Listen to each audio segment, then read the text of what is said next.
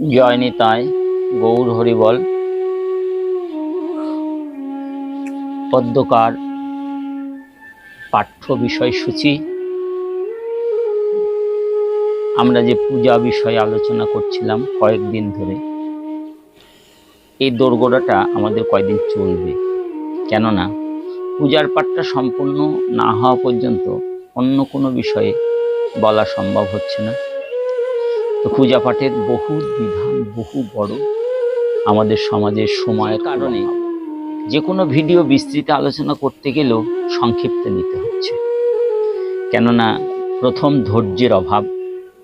অনেকেই চিন্তা করেন এত বকবকানি শোনা সম্ভব না, কিন্তু যদি না শুনেন কিছু বুঝতেও পারবেন না। যদি ইচ্ছা থাকে শেখার, যদি ইচ্ছা থাকে জানার, যদি ইচ্ছা থাকে ভগবত কৃপা লাভের, আমরা খালি তো মিছেই দোষ দিই ভগবত সমাজকে, সাধু সমাজকে, সন্ত সমাজকে, যে আপনারা কি ভগবান দেখেছেন। বাস্তব কথা বলতে কি, যদি দেখেন দেখানো সম্ভব, যদি না দেখেন, অনেকে আছেন দেখেও না দেখার ভান করেন, সবই জানেন, সবই বোঝেন, বড় বড় কথাও বলেন, অথচ সেই জায়গা থেকে তারা অনেক পিছিয়ে। এই জন্য যাদের প্রকৃত পূজাপাঠ শেখার ইচ্ছা, তাদের বলবো ধৈর্য ধরে আমার এই কথাগুলো শ্রবণ করুন। আজকে আমরা নবদ্বীপ যোগপীঠের সেবা করব। নবদ্বীপের যোগপীঠ বলতেই যেটা বোঝাবো, পঞ্চতত্ত্ব শুধু না, দ্বাদশ গোপাল, 64 মহন্ত, অষ্টকবিরাজ, 6 চক্রবর্তী, গিরিপুরী, ভারতী যত আছে সেই সকল সম্প্রদায়ের যে নিবাসস্থলী শ্রীধাম নবদ্বীপেই, এ কথাটা বাস্তবভাবে প্রমাণ করা সম্ভব হয়, শোনার মতন সময় থাকে। তবু সংক্ষিপ্ত বলি, আমাদের এই লীলাভূমির মধ্যে জৈসে বৃন্দাবন তৈসে নবদ্বীপ, দহু সমান সমান হেরি। যেমন বৃন্দাবন, শ্রী বৃন্দাবন যুগল ভজন ধনমহি করল উপদেশ, গুরুদেব এই উপদেশ দিয়েছেন বৃন্দাবনের উপাসনা। কিন্তু বৃন্দাবনে প্রবেশের পূর্বেই আগে নবদ্বীপ, এই নবদ্বীপ ভূমির সেবা ব্যতিরেক কোনো কিছু সম্ভব না। আর সেই নবদ্বীপে প্রবেশ করতে গেলে গুরু সেবা বা গুরু পূজার বিশেষ প্রয়োজন। এই ব্যতিরেক নবদ্বীপ ধামও জাগরিত হবে না। তো আমরা প্রথমে আসি আমাদের নিত্য যোগপীঠ শ্রীবাস অঙ্গন। শ্রীবাস পণ্ডিতের ভবন, এ কথা বললেও ভুল হবে না।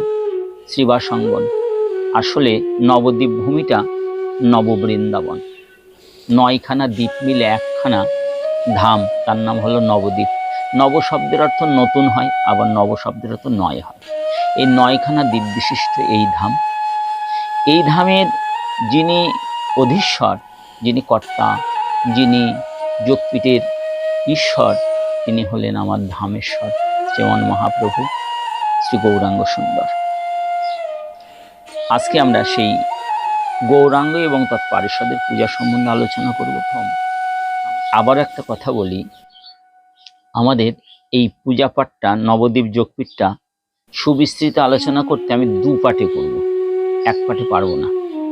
কেননা একটা বৃহত্তর আলোচনা, ছোট করে বললেও হবে না, অতি ক্ষুদ্র করে বললেও অল্প করে আধা ঘন্টার প্রয়োজন হবে।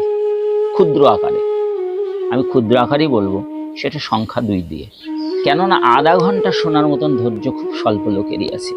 আমি তো দেখছি মানুষ এখন শুধু হুতাশে ইউটিউবে যেগুলো কথা আমাদের অপ্রয়োজনীয়, সেগুলো নিয়ে খুব আলোচনা হয়।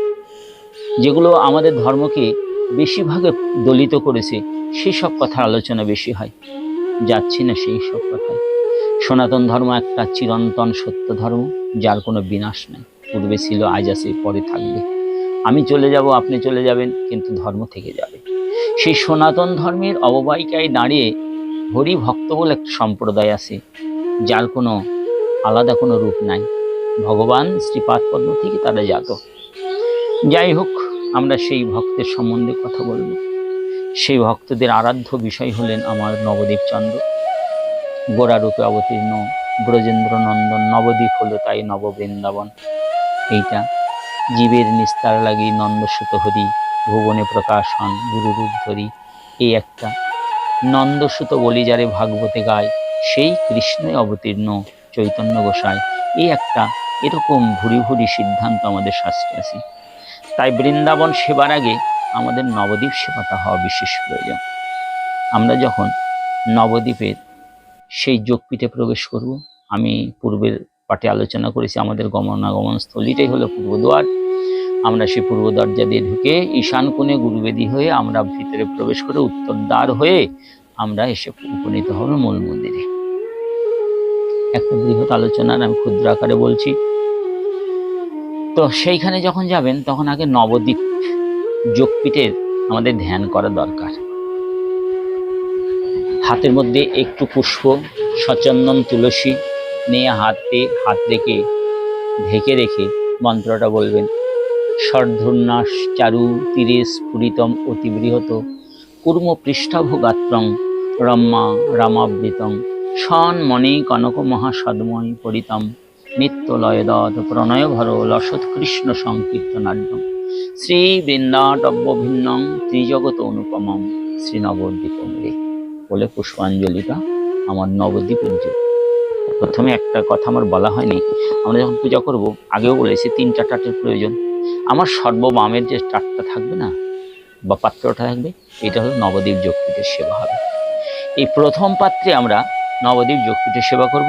আমরা পুষ্পটা ওই টাটে দিব, ধ্যান মন্ত্রটা বলবার পরে যথারীতি নবদ্বীপ ধামের প্রণামটা করব। নবীন শ্রীভক্তিং নব কনক গৌরাকৃতিপতিং নবারণ্য শ্রেণী নব সুরসরিদবাত বলিতম নবীন শ্রী রাধা হরি রসময় কীর্তন বিধি নবদ্বীপং বন্দে নব করুণমাদ্যন্ন বরুচিম। এই মন্ত্রের দ্বারা আমরা নবদ্বীপ ধামের প্রণামের পরে একটা বৃহত্তর ধ্যান মন্ত্র আছে, তাকে আত্মধ্যান বলা হয়।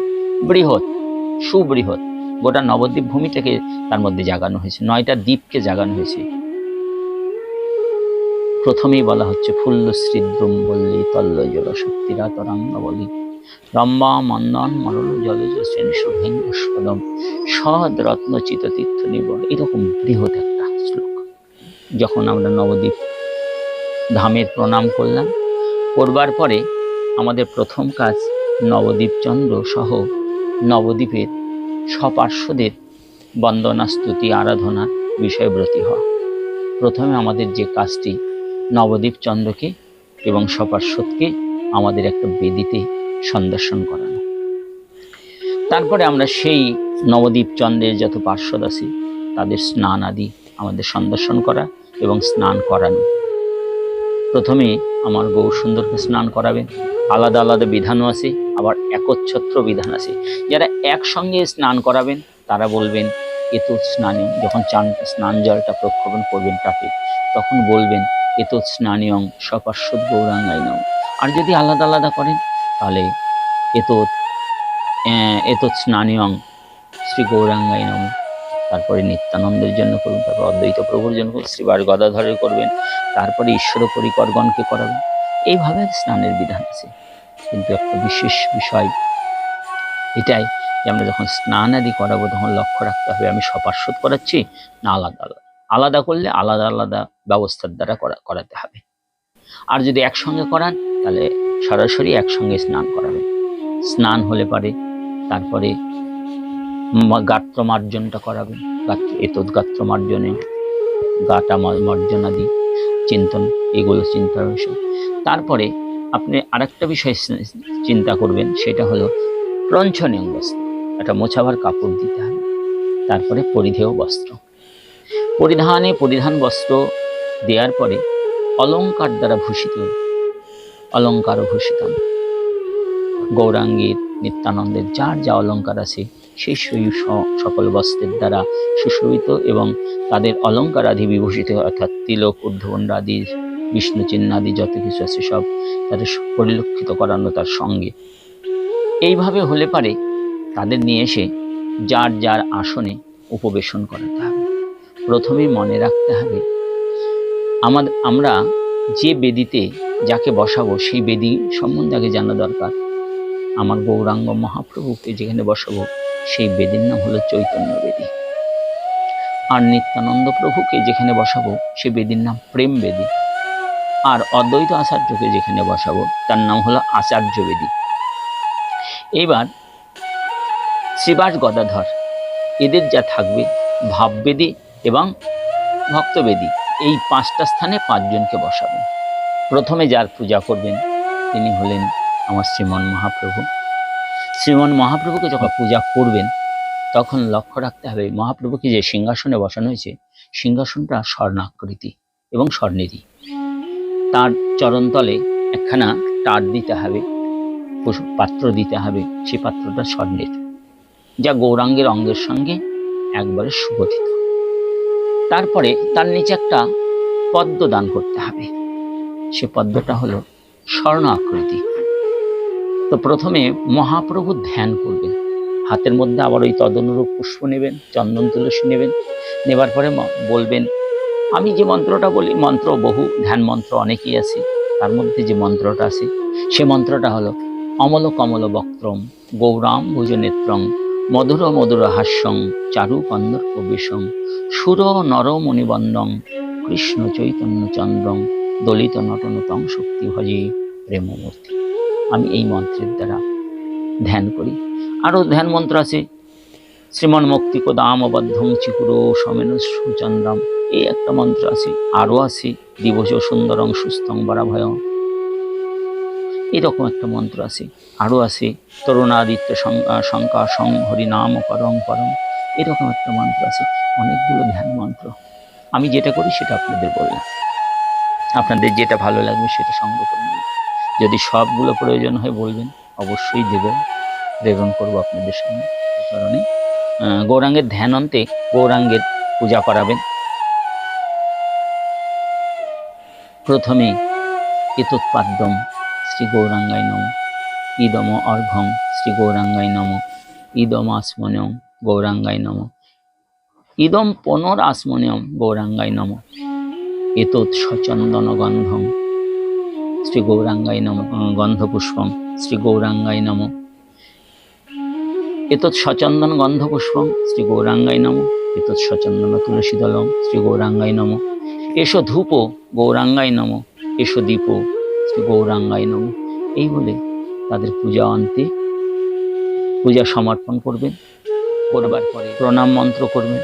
আনন্দ লীলাময় বিগ্রহায় হে মাভ দিব্যচ্ছবি সুন্দরায় তস্ময় মহাপ্রেম রসপ্রদায় চৈতন্য চন্দ্রায় নমো নমস্তে, এটা বলতে পারেন। আরো মন্ত্র নমস্তে কাল সত্যায় জগন্নাথ, আরো মন্ত্র আছে আজানুলম্বিত ভুজ কনকায় বদাত, এরকম অনেক আছে। গৌরায় বিশ্বম্ভরায় চৈতন্য মহাত্মনে একটা মন্ত্র আছে। যে কোনো প্রণাম মন্ত্রের দ্বারা প্রণাম করবেন, করবার পরে তার চরণে একটা বিজ্ঞপ্তি জানিয়ে রাখবেন। বিজ্ঞপ্তিটা কি? সংসার দুঃখ জলৌধপতিতস্য কাম ক্রোধাধি নক্রম করৈ কবলিকিতস্য দুর্বাসনা নিগড়িতস্য নিরাশ্রয়স্য চৈতন্য মম দেহি পদাবলম্বন। পূজা সমর্পণ করবেন গৌরচরণে। করবার পরে একটা বিষয়, নিত্যানন্দের পূজা ঠিক তদনুরূপ করবেন। তবে নিত্যানন্দের পূজাটার যে থালাটা হবে, যেখানে তার চরণটা রাখবেন না, সেই চরণের নিচে স্বর্ণ পাত্রই থাকবে, কিন্তু বর্ণটা একটু চেঞ্জ হবে। গৌরাঙ্গের স্বর্ণবর্ণ হলো, নিত্যানন্দের চরণে যে থালার বর্ণও যেন তাম্র বর্ণ আভা থাকবে সেখানে। এইভাবে তার সেবাদি করবেন। তারপরে অদ্বৈত আচার্য প্রভুর সেবা করবেন। একই রূপ এই 3 প্রভুরই তুলসী দ্বারাই সেবা হবে, এটা মনে রাখতে হবে। অনেক অদ্বৈত চরণে তুলসী দেন না, কেন দেন না তা জানি না। শাস্ত্র সিদ্ধান্ত আমাদের আছে। অদ্বৈত অষ্টকেই দেখবেন লেখা আছে এক অঙ্গ ত্রিধামূর্তি কৈশোরাদি সদাবরম, দুটো, তাদের আত্মাটা সব এক। আমরা যদি বলি পঞ্চতত্ত্ব, সবই এক, আলাদা কিছু না। তবু ভাবের দিকে লক্ষ্য রাখলে, যেহেতু ঈশ্বর আকৃতি 3 জন, এই জন্য 3 জনকেই তুলসী দ্বারা সেবা করা আমাদের বিশেষ কর্তব্য বিধান। তারপরে গদাধর শ্রীবাসের সেবা পূজা করবেন। দুভাবে হয়, এক প্রসাদী পুষ্পের দ্বারা হয়, আর আরেকটা হয় সাক্ষাৎ পুষ্পের দ্বারা, যা তুলসী বর্জিত। গদাধরের পরে শ্রীবাসমণিতে পূজা করবেন। তারপরে ঈশ্বর পরিকর আদি যারা আছেন তারা সকলে, তবে আমাদের সব থেকে বিধানত প্রসাদী পুষ্পের দ্বারা সেবা করা শ্রেষ্ঠ। কেননা ভগবানের যত ভক্ত দাস আদি আছে, এরা ভগবানের কৃপায় চান, প্রসাদী চান। এই জন্য প্রসাদী পুষ্পের দ্বারা তাদের সেবা করা বিশেষ প্রয়োজন। সে সেবা বিধানগুলো বিস্তৃত আলোচনা করতে পারলাম না। যদি জানবার ইচ্ছা থাকে অবশ্যই কমেন্ট বক্সে লিখবেন, চেষ্টা করবো আপনাদের সেই বিষয়গুলো জানাবার। পূজা অন্তে আমরা আবার শ্রীগুরুর চরণে এসে শ্রীগুরুদেবের চরণে উপনীত হব।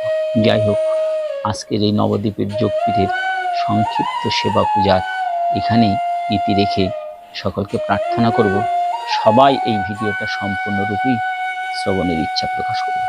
জয় নিতাই গৌর হরিবল।